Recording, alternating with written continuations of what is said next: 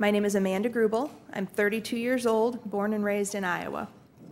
I've been married for 10 years today to my high school sweetheart, Josh.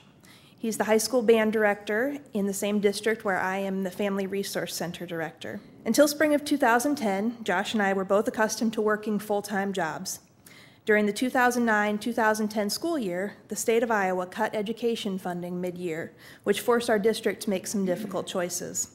In the end, my contract was partially cut to 3/4 time. As a result, our family lost $10,000 per year in income, and we considered ourselves lucky because we knew it could have been much worse. After my job was reduced, we cut back our cable, internet, phone service. We cut back spending on restaurants, entertainment, groceries, gas, and clothing.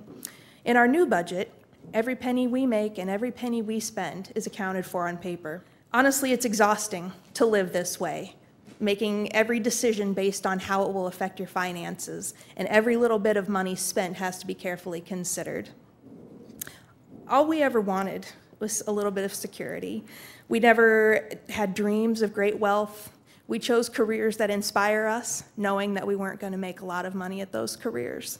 We want security, we want a little bit of comfort. We want to know that our bills are paid, that our needs are met, that we can have a real vacation every once in a while, that our kids can pursue higher education without the burden of student loan debt that we have, and that we can choose to retire when we're ready and spend our final years together as we choose.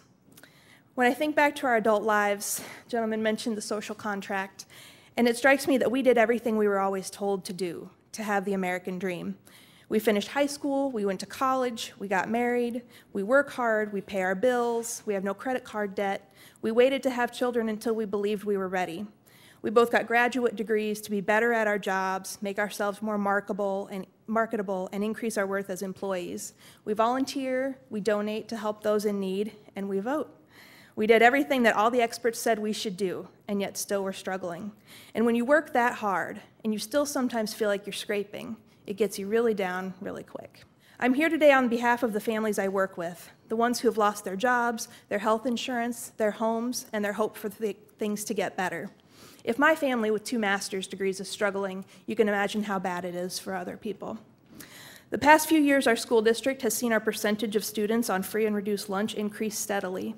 In a community that has a reputation of being very well off, over 30% of our elementary level students qualified for that program this year. I've sat with parents as they completed that eligibility application, and they cry tears of shame, and they say things like, "I never thought I'd have to do this, and I've never needed this help before." They worry that their neighbors will find out and that their kids will be embarrassed. And it's my job to reassure them that reaching out for help when you need it is no problem. It's not a shame. It's not anything to be embarrassed about.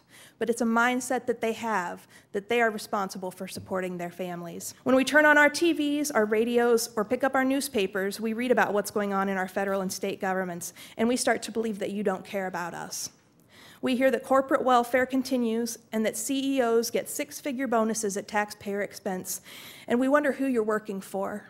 And we look across the kitchen table at our families eating ramen noodles for the 3rd time this week and wonder how that's fair. We read that the wealthy get bigger tax breaks in hopes that their money will trickle down to us. And then we turn the page and read about how our school districts are forced to cut staff again. We know that money talks around here, and that means you don't hear us. I hold out great hope that today's hearing is not the end of this conversation, that you will return to your states and you will ask other everyday Americans like me what they really need.